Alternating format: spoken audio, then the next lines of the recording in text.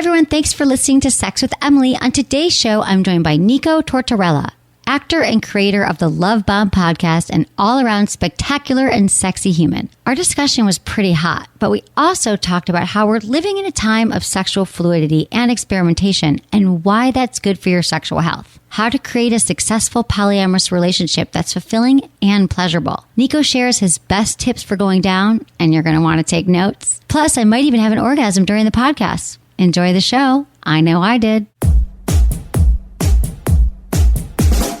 Look into his eyes. They're the eyes of a man obsessed by sex. Eyes that mock our sacred institutions.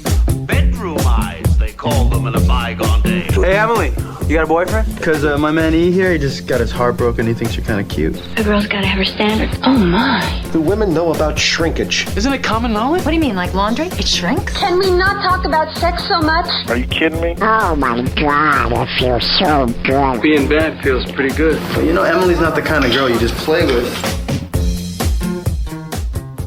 You're listening to Sex with Emily. We're talking about sex, relationships, and everything in between. For more information, go to sexwithemily.com where you can check out all of our podcasts. We've got a lot going on there. Our blogs. You know, we're posting stuff every day, actually, that's going to help your sex life. This week, we've got What the Fetish. We explore the origin of fetishes. We delve into the work to remove the stigma that's associated with a lot of fetishes. You guys are always saying, what's up with the foot fetish? What's up with BDSM? What's up with cross-dressing? We will cover that in the blog. Also, 5 ways to kink up your date night, because who doesn't want to kink that up? Those are just some from the last few days. And also follow me on social media, because I love that. I love hearing from you. I love answering your questions. It's Sex with Emily, Instagram, Facebook, Snapchat, and Twitter across the board. I'm very excited to get to my guest right now. I have Nico Tortorella. Tortorella. That's how you say it, right? That's it. Tortorella. Niccolo Luigi Tortorella. Of course. Just as Irish as you can get. Okay, right, exactly. Oh my God, that's amazing. Okay, so Nico and I met. It was so fun. At the Cosmo magazine, Let's Talk About Sex. Let's Talk About Sex panel. Oh, wait, no, it was Let's Talk About, and we were on the sex panel. Yeah, which was obviously the best panel. Totally. Yeah. Because they were like, let's talk about, I don't know what else, gardening. We were downstairs eating. Empowerment. Oh, yeah. Yeah, so important stuff. No, really important. Yeah. Empowering women, Right. like confidence. But we were like, all of that. And people loved it. Like, they were kind of freaking out. All the cause, they were like, you two, you guys should take it on the road. Yeah. So maybe this is our first version of like taking it on the road. Because This is the appetizer for the road trip. Exactly. Do you guys think that we should like form a podcast band and take it on the road? But let me tell you a little bit about Nico. If you don't know who Nico is, you're going to want to just check all his stuff out. He's been in a lot of TV shows, movie roles since 2009. He's starring in Younger, which is on TV Land and Hulu, which congratulations, by the way. Thanks. Like your 5th season? We're going into 5 in February. Okay, like that's huge. It's like a real show. No, it's like for real, like 5. Like even when you get 2, that's big, but 5 is like, dude, that's amazing. And he's just super talented. You're a poet, writer, musician, musically inclined musician. Yeah, sure. Like what don't you do?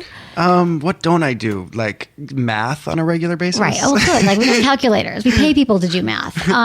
And he loves humans. He loves people. And he's got a podcast called the Love Bomb Podcast. And you guys have to check it out because you guys are all podcast listeners. I love sharing new podcasts that I think that you're really going to enjoy. So you've interviewed a lot of really interesting people. Yeah, it's been great. It's been like the soul of my work recently. You know, I think as an actor, you spend so much time working on other people's projects, right? And you kind of lose track of like what that driving force is. And as soon as I got behind a microphone and started getting this message out, right? And I wasn't even sure what the message was. And I'm still to this day not really sure what the message is, to be honest with you, outside of like acceptance and love. Something just like clicked. I just love communicating with people. And I think there's something about this platform where, I mean, when in life do you like block out an hour to sit across from somebody like this and have a real human conversation that is just like based in trusting each other? Exactly. You know? You're right. And you really do feel like it's just the two of us. Like I don't think about all the people that are going to be listening. I know that there people will, hopefully forever people will be listening, but it's really like, I forget the mics are here and we're just getting into it. And I think that you have that same kind of intimacy on your podcast as well. I guess maybe most podcasts. I don't know. Now, some people I think it's a little different. But I'd read that you're just inspired by the conversations that you were already having with people in your day-to-day life. Yeah. Right? I was having a lot of conversations about sexuality and gender identity, and that was the focus of the podcast in the beginning. That was like what I was getting into. It's kind of just where my head was circling. As time has gone by, it's definitely shifted. A really natural, beautiful shift. Yeah. It started to shift into this world of spirituality and sense of higher self and next level, which I think is really based in this idea of figuring out who you are and what you want, right? And if you're taking that step into your own sexuality or your own gender identity, that is inherently a first step in a spiritual exploration of sorts. It's true. It's so interesting because I think the journey to figuring out who we are and what we want is just, I mean, I think first of all, you're never done because I think you're always changing. Right. And, but I think that you think it would be easier, or there's a lot of people that aren't even on the path, but you think like, oh, I already know who I am. And then hopefully you get to the point in life where you're like, oh, you know what? I think I really don't know. And you think it would be easier because you're like, it's me, but there's always different layers to peel back and we're always changing. Yeah. So I want to get into your spiritual journey next, but first, because I am interested in a lot of stuff you've been through, but I want to talk about gender and sexuality. And first, let's start out with how you identify.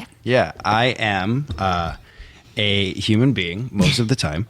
I am a cisgender bisexual who explores polyamory.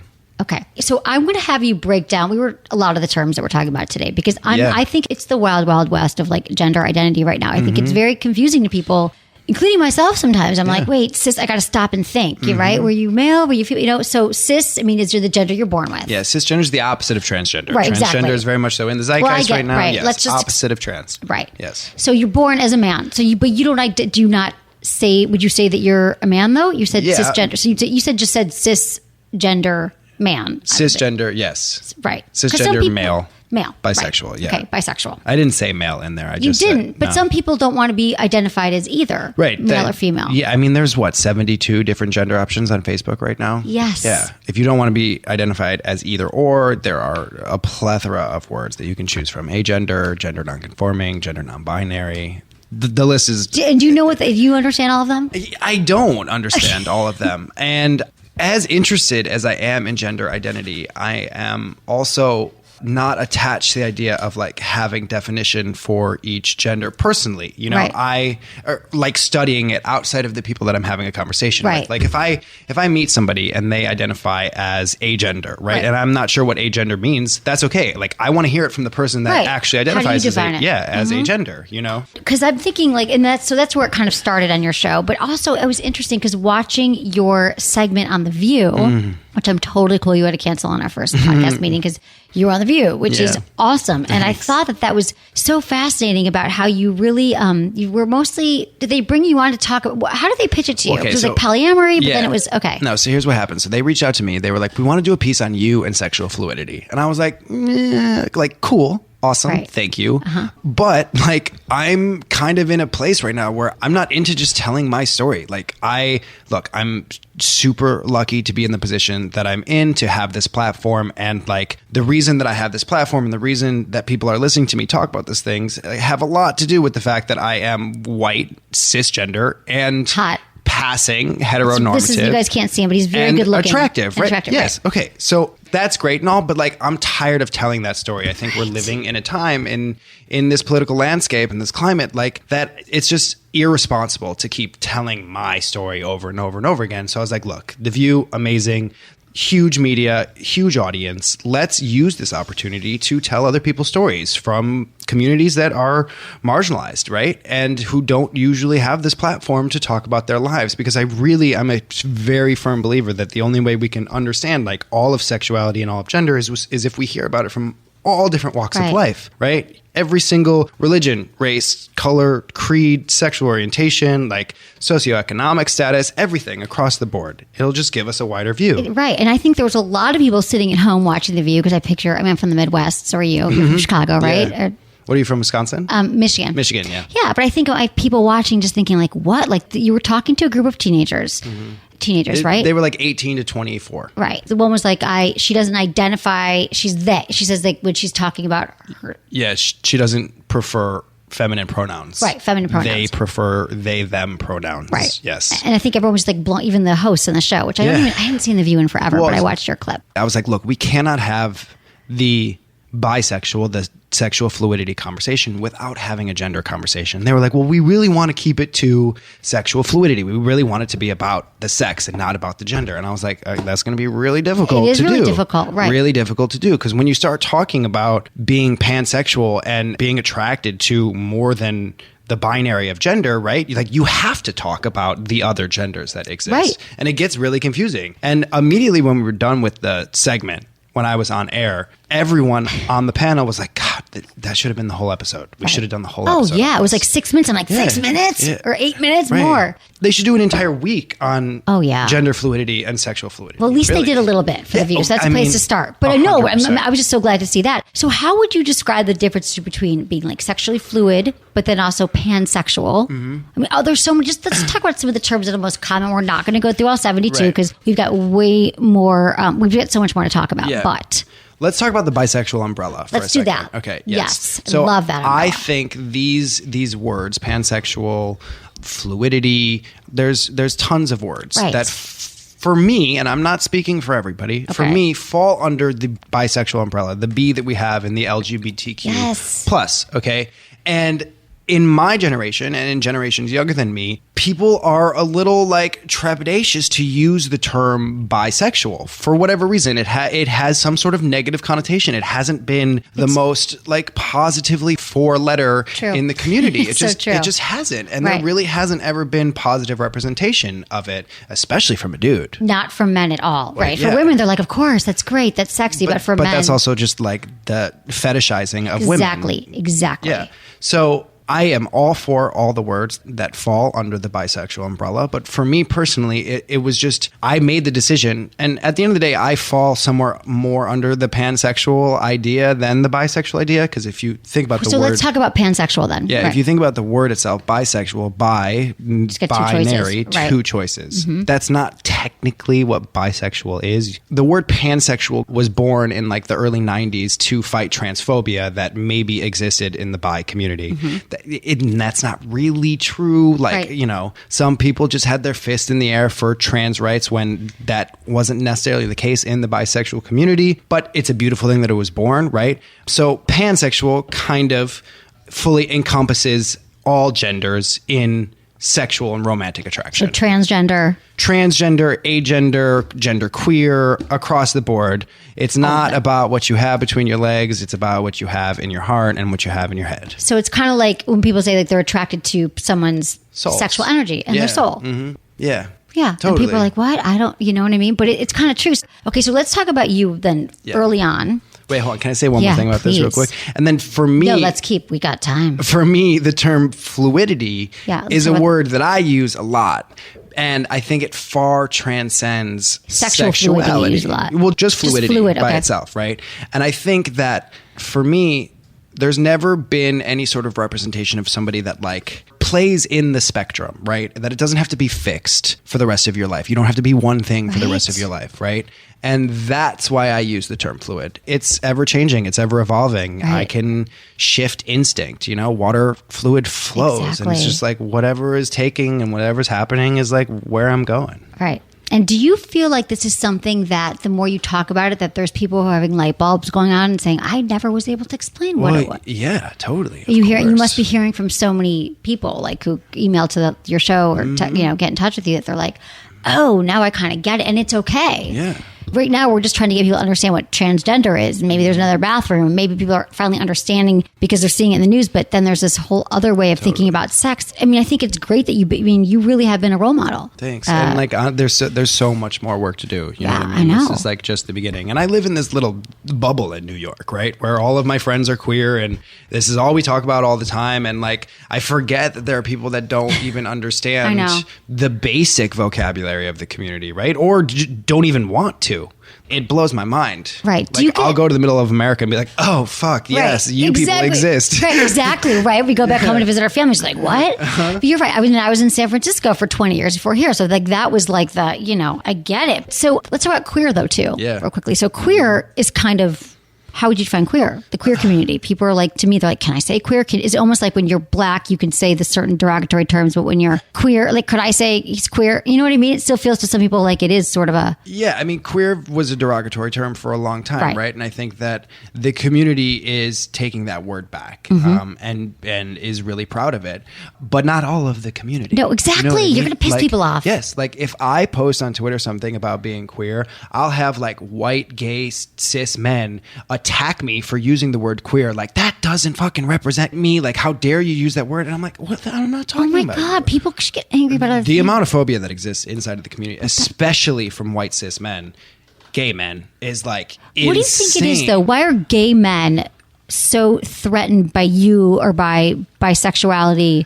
I know I hear this a lot too, like in the lesbian community, they're like, oh, bisexual women too. Like, no, it doesn't. So, yeah, well, I mean, I think at the end of the day, any sort of phobia towards anyone is just your own insecurity about something that's going on in your life that is finding some sort of outward expression. Right. Right. It has nothing to do with the person's actually living that lifestyle. It has everything to do with you.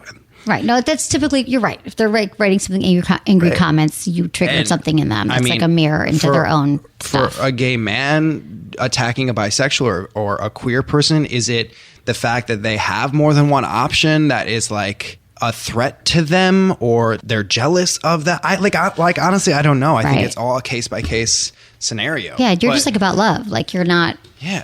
You're like sending love. So let's talk about early on, though, Nico. When was your first like sexual experience? Like, how did you identify when you were a kid? Who you're attracted to? Yeah, well, like in third grade, did you have a crush on who? Like, no, I've always been attracted to women. Right? Okay. My entire life. I mean, my mom bought me a Playboy when I was like 8 years old, probably. It was just like, I mean, I grew up in a bar in Chicago. There were like dancers at the bar. There were like bartenders that definitely did not wear enough clothes. Like, I was around sex my whole life, or sexuality. And it wasn't anything that was thought of as like gross, right? Your it was like open. encouraged. Yeah. Right. I mean, I remember the first time I like figured out what being gay was or what it meant. Like, there was nobody in my family that was gay. I didn't have any friends that were gay, like especially at a young age before I got into the theater world. But I was like, Mom, like, why would two guys ever be together? They can't have a baby. Like, it didn't make any sense to me. Like, it was just like, you had sex to have babies, right? That was early understanding. You're told, exactly. Yeah. People are still told that. And she was like, what are you talking about? Two men even holding hands, like, that's fucking disgusting. And I was like, oh, I think about this differently than other people do. Right. Like, at a really young age, I realized that there wasn't an immediate attraction to like men in my life, right? I have like a slew of daddy issues and just abandonment from like male figures in my life from a really young age, and I was raised by all women. My first sexual experience, I guess, I lost my virginity when I was 15. Okay. In Mexico to this girl that I met that day. Her name was Antoinette. Was she Mexican? Was she Italian? Okay, Italian. Okay. Yeah, from the Bronx. And she was a couple years older. And funny story. I mean, we were watching Scarface in our hotel room, and my parents' hotel room was right next to us with the door, you know, but it was locked. It was closed. Yeah. But like, say hello to my little friend, right? It just, it really happened. And she left. We had sex. She left. I opened the door to my mom's room. I was like, Mom, I just lost my virginity. Like, immediately I told her. She was cool? Well, she was like, did you fucking wear a condom? And I was like, I totally forgot about the condom. Oh, right. Oops. Well, you didn't get her pregnant. I did not. Thank God. Okay. Yeah. So that was your first right. I love that you were open enough to be like, hey, I think people are like that now more so with their parents. Their parents like, just tell me if you tried drugs or what you do. Okay. So you did that. Mm-hmm. And then you went through high school. Yeah. And then what about when did the men come in? Yeah. What happened there? In the back of my mind, part of me knew that it was always wrong in one way, or wrong in quotes. Right. Other than, right? It was fringe of sorts. Where I was raised and like in my family, it was considered wrong. And I've always been attracted to things that like I wasn't specifically supposed to do, right? And so I always knew You're rebel. Yeah, I mean, I guess, but like not in a like malicious way. It was like, it just like I'm a seeker, I'm an explorer, right? There was no way I was going to go through life without experiencing what that was. The second I realized so many people lived like this, and like my first sexual experience with a dude, it's actually a little bit of a strange story. I had a friend that I was really close to, and I had an on-off girlfriend in high school that like we were best friends, right? And she told me that he had come out to her. And I like had this feeling about it, but I knew that he was like going through it, right? And I like wanted to help the situation. As fucked up as that sounds. Yeah. I did this whole interview where I was talking about my first experience, and this story came out, and it just sounded like I was doing it because I felt bad for it. Right. But that wasn't the case at all. Like Right. I was just as excited to explore the What's situation the word? too. Like a pity fuck? Like a pity fuck. Exactly. Right. Exactly. But that's not what it was at all. Like we went out, got wasted, Right. and like shit happened. And what happened though? Like, did you get a blowjob? Did you suck it? we went down on each other. Right, okay. There was no ass play at Right, all. okay. I think that was quoted in Okay. the interview too. No ass play. No Got ass it. play. You can always Google that. Okay. But yeah, and we stayed friends, and that was the only time we ever hooked up. And then I hooked up with another friend of mine. And also, you were drinking a lot because now I know Yes, you're sober. that was literally like well, this what is was my gonna come question out of for my you. mouth. Okay, because now you've been sober for you're 29. Yeah, 29. 29. 29. And you've been sober for 2.5 years. Yeah, 2 well, a years. little over 2.5 Okay, years that's now. amazing. First of all, I Thanks. mean, that's such a struggle. It's a fight, and I really impressed and proud of you, appreciate it. especially growing up with around alcohol, your family, like in Chicago. Like, I mean, I'm from the Midwest. I go to Chicago. It's like all we do is drink and go to bars. Totally. I'm not even a big drinker, but it's like you have to drink there. Right. So the fact that you were able to get out of that and get help for yourself. Okay, so now that you're sober, and I know you've had a girlfriend too for 11 years, 10 years? 11. Right, 11 years. But you On and obviously, off. on and off, Yeah, you're yeah, polyamorous, but you see other people.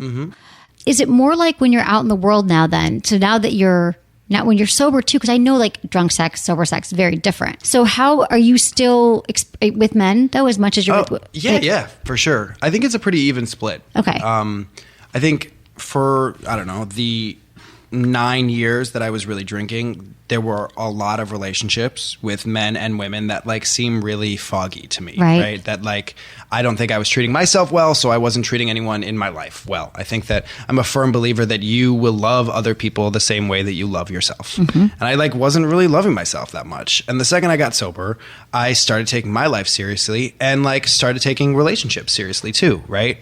Kind of. Right. To the best of your ability. You have a mission. You're like doing your art, you're doing your work. Totally. You're like, you probably don't have time to be in like a committed lockdown, living with someone relationship where you're compromising things, like, right? I love relationships. I know, right? That's They're like, fun. They're It's hard to do. totally fun, and I love starting relationships and like falling in love with somebody and getting to know somebody. And I've That's had the best part. We call it the honeymoon, the honeymoon phase. phase. Yeah, I love a honeymoon phase, and I've had like a good handful of like 4, 5, 6 month relationships that fizzle out. Yeah. Yeah, Those are the best. with men and women. I've made a career on that.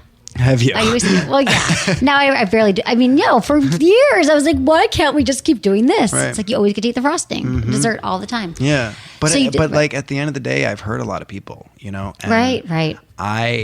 This sounds annoying, and I've talked about this before, but I've never been broken up with. I've never been the one that Right. is like destroyed. I've destroyed myself a couple times Right. in it, but yeah, I've like left this trail, Yeah. and that doesn't feel good. Right. And I think that at the end of the day, I haven't necessarily treated the people in my life as good as I could, Right.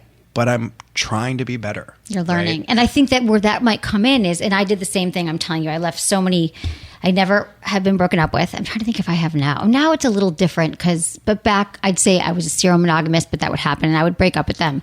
I think I was, intimacy issues. There's a lot of different reasons, but this isn't necessarily about, but for you, I would think, and now what I've learned looking back on it is I do regret people I've hurt, but also I think it comes down to communicating early on. Well, here's the other thing. Do you find that you are probably communicating early on, like, this is amazing, I love this, but I'm seeing other people. But when you're under that spell, the honeymoon, it's amazing. They're like, yeah, I hear your words. Right. But oh my God, the sex is explosive and looking into your eyes, and I can't imagine this is ever gonna. But also, I have a podcast now, right? Where that people can go and listen to all of these stories of different people that I've dated, right? And that is really something that I'm struggling with these days. Oh yeah, do you want to? Like, I've been doing this for 12 years, so yeah, I get it. I'm like, oh my God, I've had guys call me, be like, you went on another date last weekend, or you did? But Yeah, like I got a phone call last week that was like, maybe I shouldn't listen to this podcast. Maybe I should just like really get to know you face to face instead of listening to the podcast. I tell people not to. Like when I've met people recently and they're like, oh, we talk on the phone or however we meet, they're like, oh, I'm going to go listen. I'm like, but then I'm afraid if I say, please don't, then they're absolutely going to. Well, the thing is like, it depends on what episode they're listening exactly. to, right? They're all different. Yeah, right? and like when I recorded it. Right. Because I'm changing so fast, right? I'm a different person than I was last week. I know, exactly. So like I may have said some shit like a few months ago that like I don't necessarily totally stand by right now. Exactly. But it's out in the world and they listen to it. And it programs the person that I'm dating in you one could way just or tell them another. it's your art and that's what you do and it's like performance art and in a way you'd love them to get to know you one-on-one and not to listen. But they're still going to do it. But I don't know. That's really interesting. Okay, I'm going to take a quick break. Go ahead. We're going to give a shout out to our sponsors. Thank you everyone for supporting our sponsors. I gave you a little quick glimpse, Nico, at some of the prizes you'll be going on with. But you guys, seriously, thanks for supporting them, keeping the show free. We love you all, and we'll be right back.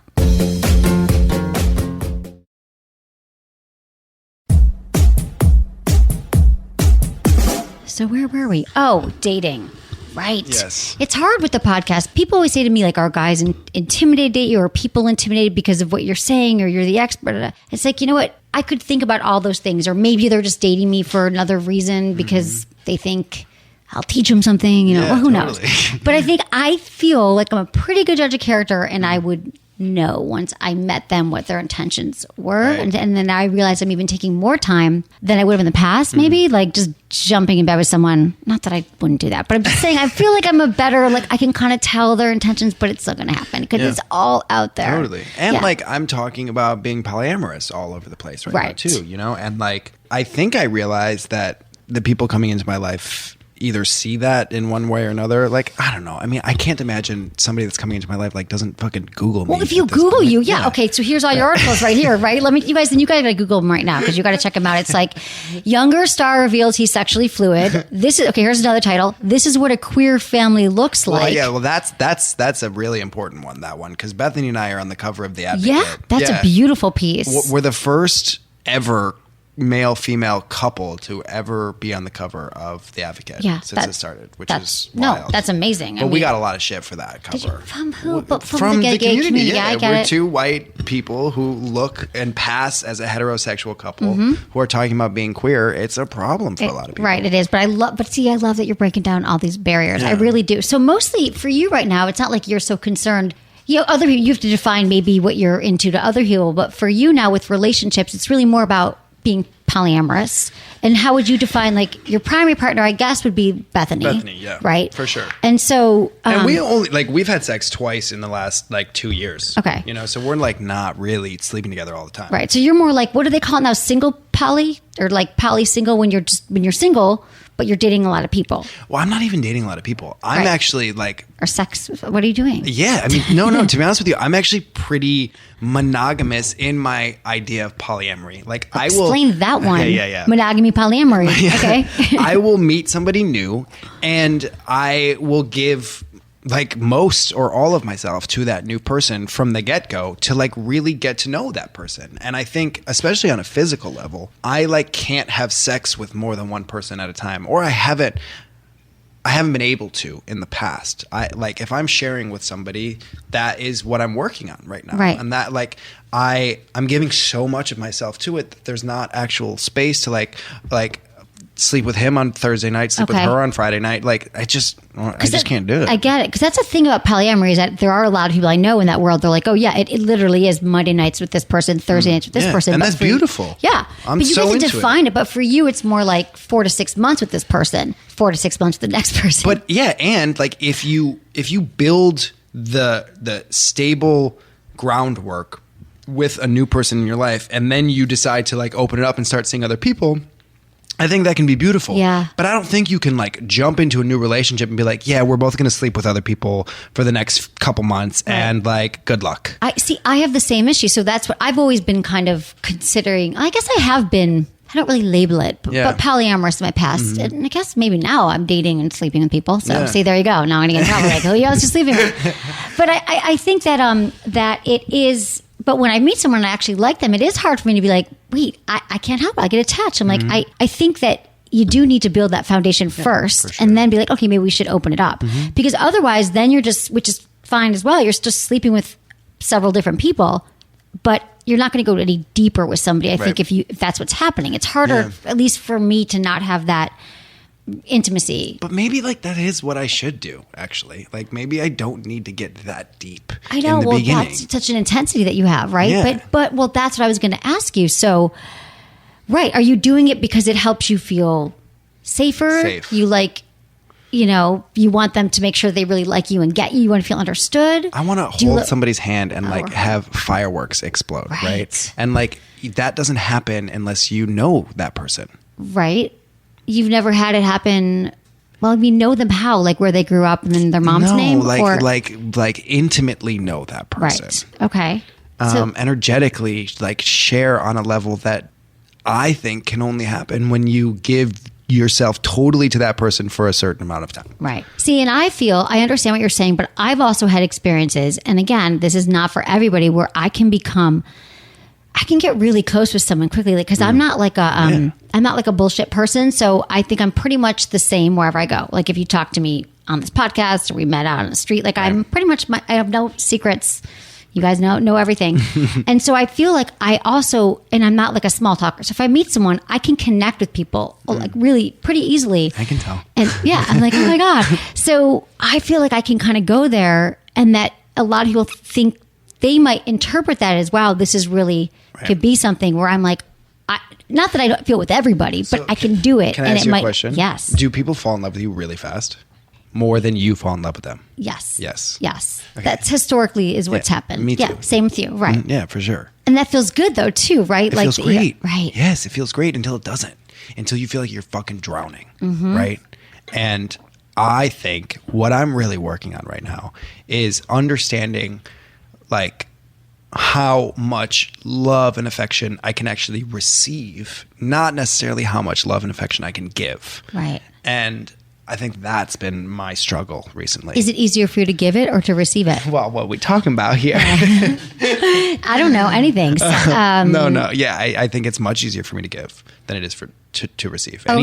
Anything. Right. But you're saying you're not seeing several of them at once. So this is more like a few months and a few months and a few months. And then they're all like, well, where are you going now? I mean, but a few weeks. And then how do you and like you meet the people that are like, that say they love the same type of way that you do, or say that like this freedom exists, and then you realize that maybe it doesn't. Right. Or they'll say anything to get to like, oh yeah, I want to be polyamorous, or I want to be open, or I'm cool. Does jealousy come up for you a lot? I'm the least jealous person you'll ever meet. Right. Like I have no problem dating somebody and them sleeping with other people. Not at all. Not at all. Never. But what about the people that are in love with you? Do they get jealous? Oh yeah. Right. That's the problem, right? They get possessive and jealous. Right. Like I used to have this thing with men. They'd be like, oh yeah, I love that you're so independent and free. And then eventually they would say something to the effect of, oh, I love that you're so out there, but I really just want to put you in this box. Or let me just put you in my pocket. Yeah. There's a million different ways I've heard that. They want to own it and keep it for themselves. So what they're so attracted to in you, they actually just want to own it. Lock it down. I think clip your wings. You and I both share this like same light, right? And I think that people are attracted to that light. But once they realize that the light is ours and it's just there for them to stand in, to not take, we immediately become the asshole. Right. Yeah, I guess so. You're right. That is what happens. Well, look how self-aware you are. This is happening. I mean, I think this is the next step, right? Well, it sounds like it. My path now, is understanding all of this. Yeah, exactly. And then being really honest. See, I don't think that I was as honest with people earlier on. Because even from a younger age, I never felt that monogamy made sense to me. Like I was in college and I was like, I'll do it because there was really no other options on the table. Right. But then I always felt like I struggled with it. And you're also a woman too. So it's like, it's a and totally different space exactly. for you. It is. And so, but now I think it's just now, and I think this is great that you're shedding light on it. It's like people don't have a lot of great role models of what it means to be bisexual and to be open in the world and to be a man who's bisexual. Like people they just like, oh, you're just gay. It was funny. I was listening to your Sheila Nevins podcast, which I love Sheila. I used to be a documentary filmmaker before I was before I did Sex with Emily, and I was such a Sheila Nevins fan. Like, she was like the queen. She still is. You're like, I just want Sheila Nevins to meet with her. She ripped me apart. She was so funny. She's like, honey, you're not bisexual. You're gay. Are you seeing a psychiatrist? Like, she was hilarious. No, she really gave But right, she was just like, but I get that. That's a like my generational mother, thing, it's a too. Yeah, generational for thing. sure. It really is. So you're really in this place right now. Well, look, I think that at the end of the day, we only believe what we see. And we've seen predominantly one story since the beginning of time, you know, and it is a white man and a white woman with kids. Right, exactly. That's it. That's the only thing we've seen. And now, in the last like 50 years, maybe a little bit longer than that, we're seeing all these other stories. And in the last 10, 20 years, now with social media, we're seeing all the stories. And we're starting to believe that more things are real. Which is what I love. Right. It's more possible. Alternative relationships, polyamory. Lifestyles. And for me, it's all about normalizing the quote unquote abnormal. Right. So let's talk about sex for a minute. Let's talk about Just like we did. That's how we met, being full circle to our panel. I don't know. Like, how has it changed for you over, like, even let's say since you got sober? I would imagine sex has totally gotten different. Yeah, sex was like a lot scarier once I got sober. Yeah, right. Yeah, because I mean, I was so used to like going out, getting wasted, and bring somebody home. Right. Not like random people, but like having drunk sex. Yeah, and it just made things easier or a lot harder because you couldn't get it up when you were blacked out. Right. You know what I mean? Exactly. But yeah, you know, sex has become a lot more sacred. It's since my sobriety. Okay. And I think like I'm really starting this exploration of my own sexuality and acts of sex to better understand how I can like reach higher levels of it. So like more, do you mean more energetically using breath? What do you? Yeah, having more intense sex. Opening my mind to other possibilities of what sex can be and what sex can look like and what sex can feel like. And can you describe one of those experiences that you've had lately where it was like, this is a different experience? Because I'm always talking on the show to my listeners. I'm always saying, like, our sex lives, I want everyone to have expansive sex lives, to not be set in the, you know, I know how he gets off, she gets off. That's what we do. We fall asleep. It's like, no, there's so many ways to have sex and to enjoy it, and our bodies have an unlimited capacity for pleasure. And I think we don't even tap into it. Yeah. Like they say, use 10% of your brain. I don't even think that we understand our sexual capacity either, like our bodies, what we're capable of. So yeah, you know? I mean, for men, right, prostate play, I think that is like something that I'm starting to understand more what that actually means and like how to achieve next level orgasms from prostate play, right? Using toys or fingers or penises, everything, yeah. Right? Nice. And edging, yes. I've been doing edging. a lot of I gave edging. you a flashlight. I'm going to give you a flashlight too, yeah. Nice. Edging, yeah. Edging work, yes. Right? Yeah. Because then your orgasm, tell me, let's explain. I talk about edging a lot, but you explain your experience with it for men, because I think that I want men to go there. Yes, so. Edging. So you're jerking off, right? You got some good porn on or something, and you stop right before you're about to come, okay? And let it set for a second. And it's hard to stop right before you're about to come.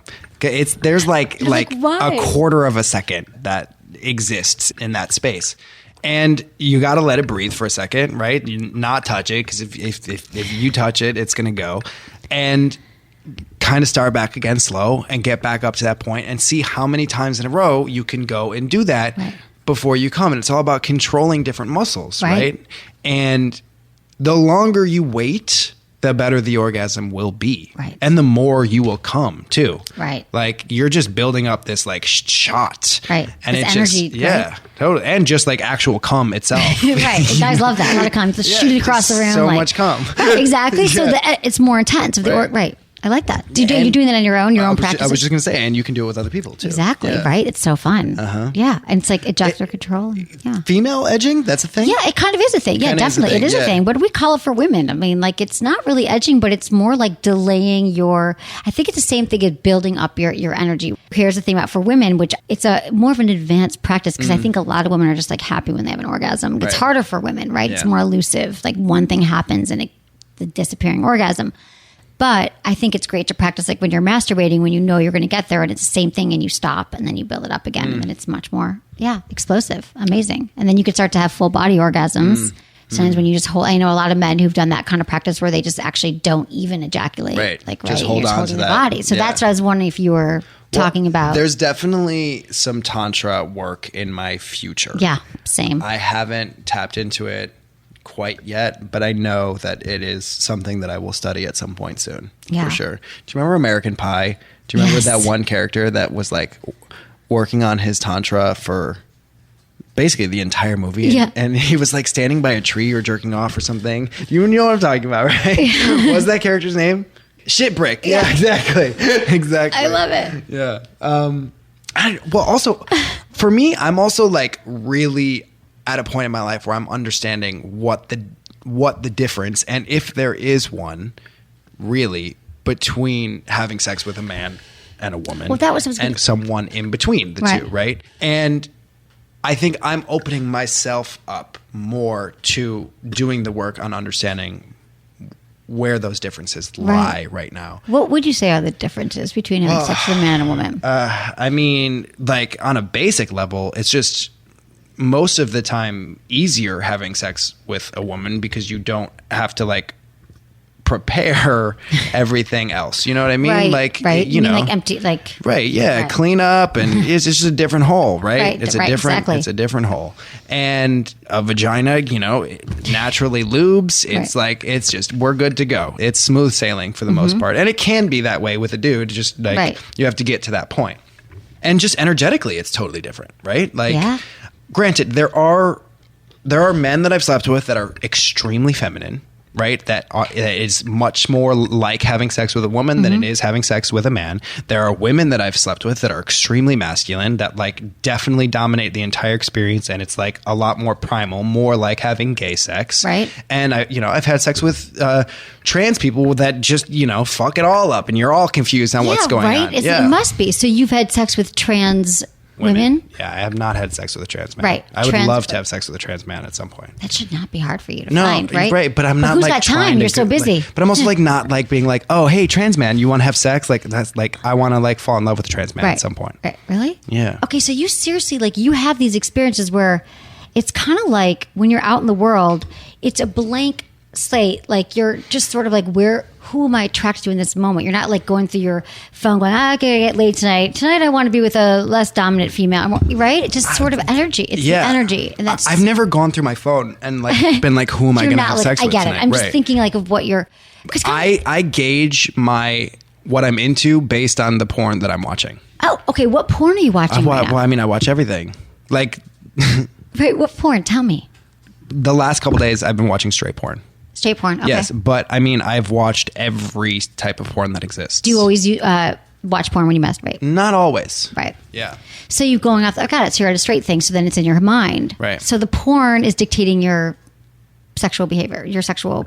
In my head. Okay. It's not necessarily dictating like the type of sex that I'm having. Right. But I know that like if I'm dating a dude and I'm all of a sudden start watching straight porn, I'm like, oh, like something's going on. Right. So that's interesting. So is it more like you're craving... Let me back up. I've had periods in my life where I actually am sleeping with a few different people, and I can kind of, when I'm with them, it's very like I'm present, I'm there. It's not just like I'm trying to get off, there's a real connection. And so I'm wondering, as you're in these places with people, like what happens? You said like, you're with a gay guy that you're having sex with and you start watching straight porn, but there must be something else that goes on. Like, are you just getting like not as... Because you're saying you don't do any overlap. Like I could very easily see like I'm into this guy, but I just watched some straight porn, and so I want to go have sex with a woman right now. Right. But yet go back to the gay guy at the end of the week. And not even necessarily gay, but bisexual. Okay, bisexual. Whatever. Sorry. Yeah, See, no, it's now fine. I'm already messing up too. Bisexual. No, it's totally fine. I usually date gay men, not bisexual men. So, right. Well, why not bisexual men? I've dated one bisexual dude, and wow, interesting. Yeah. It was actually it was almost like we both knew too much about each other because we were both bisexual.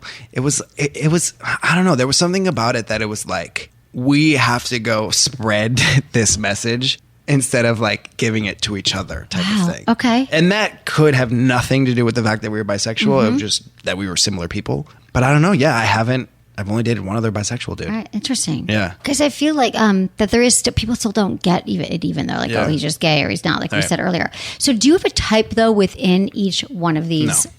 Not at all. I mean, kind of. Okay. Yeah.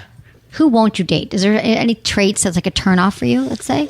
Like physical traits? I hate to do the physical thing, but yeah, I mean, kind of though. Like, is there anything that it just, or something that you lean, how about what you lean towards more than not, rather than putting in a negative? I lean towards men that are like brawny men, like baseball player looking dudes. Right. And I like, historically, I like the women in my life to be like very much so pocket sized. Pocket sized. Yeah. Right.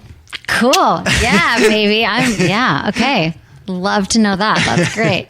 So sex. Let's talk about sex, baby. So, okay. What about with women and men, the difference? We were talking about just like the cleanup, but what about just like for women and like foreplay? Like, what have you learned about having sex with women?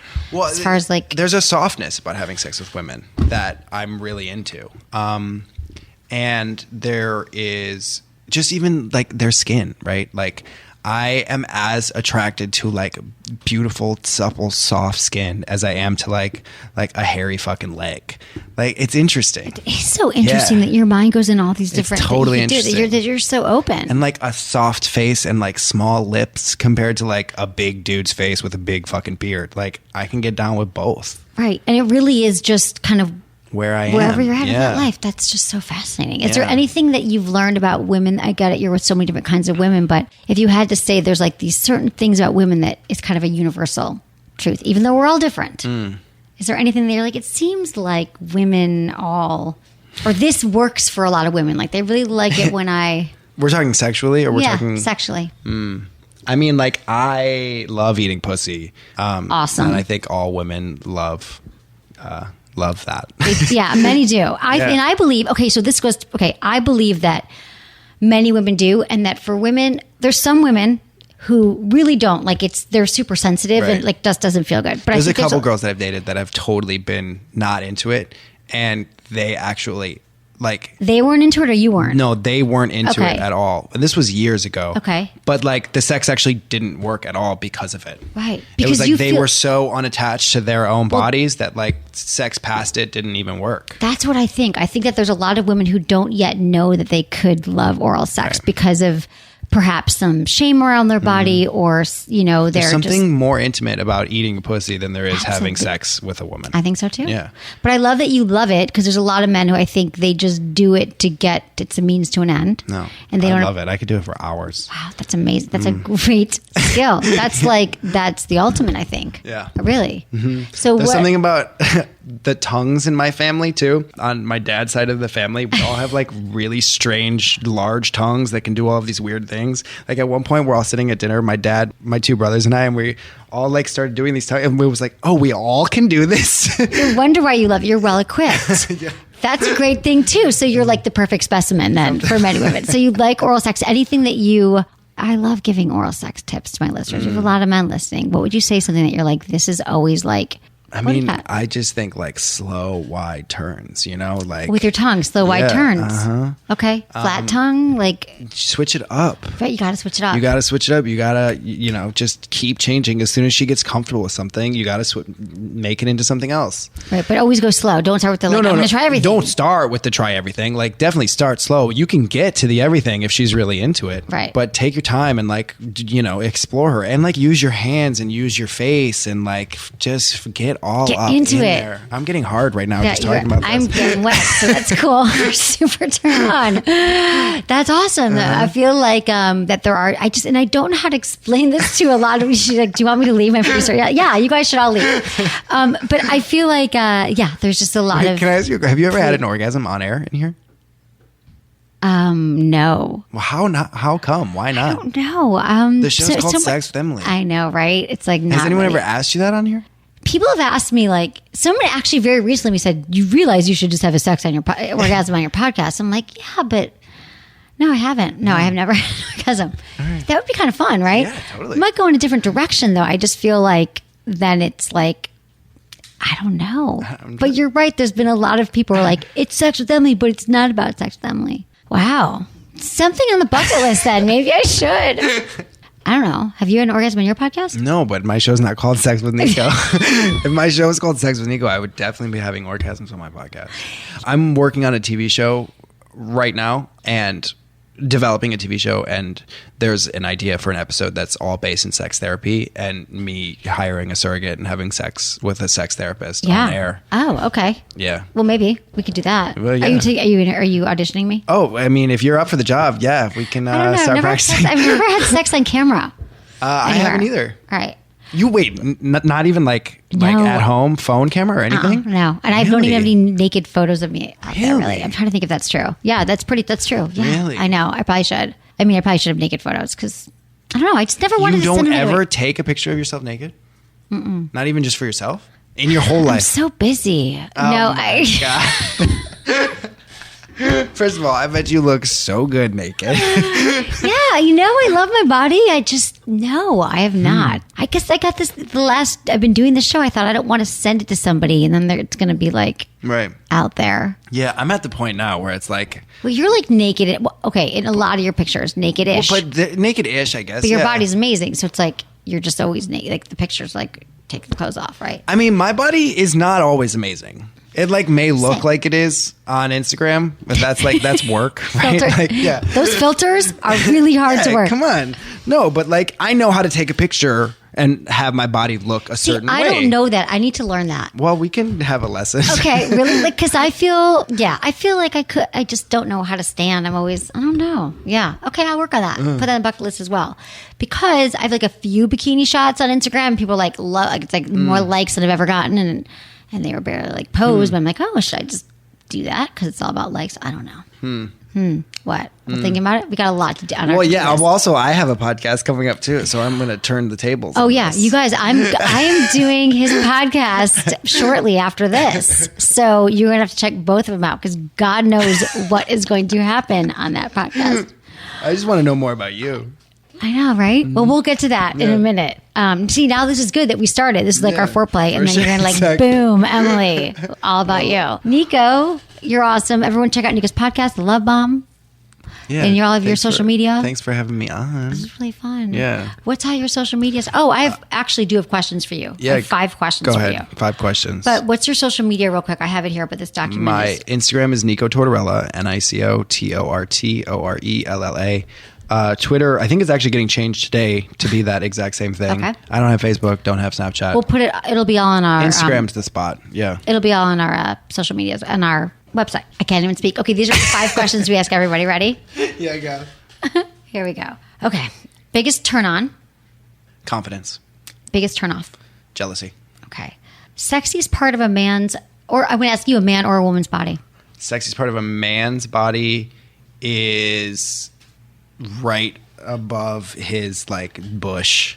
Okay. Yeah. If he has a bush. Well, he's They do? definitely going to have a bush. Really? Yeah. Okay, so you're not into full grooming. No, men or women. Right. No. Right? Okay, I got it. You want a bush? A full bush or just like trim? Full bush. Really? See, that's rare too. Men God, that's and a whole women. nother freaking show. Yeah, we could talk about We could talk this about sex for days. for hours. Like, I literally used to do whole shows on grooming. Okay, woman's body. God, there's a couple.